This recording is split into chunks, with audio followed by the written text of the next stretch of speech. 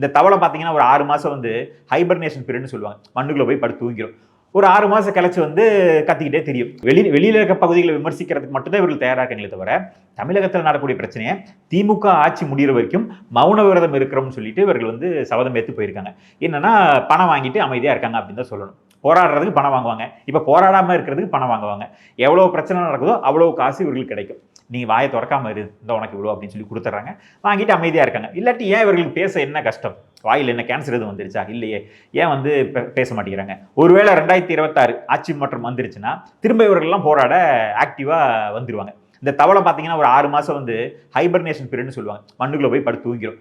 ஒரு 6 மாசம் கழிச்சு வந்து கத்திக்கிட்டே தெரியும். அந்த மாதிரி இவர்கள் வந்து இந்த தவளை மாதிரி திமுக ஆட்சி காலத்துக்கு வந்து ஹைபர்னேஷன் போயிடுறாங்க. போயிட்டு நம்ம மண்ணுக்குள்ள போய் படுத்து நாங்கள் ஓய்வு எடுக்கிறோம் அப்படிங்கிற சூழலுக்கு வந்துட்டாங்க. இந்த மாதிரி தவளை வாயர்கள் வந்து இப்படிதான். அதிமுக ஆட்சியில் வந்தா கத்திக்கிட்டே கிடப்பாங்க. திமுக ஆட்சிக்கு வந்தா மண்ணுக்குள்ள போயிடுவாங்க.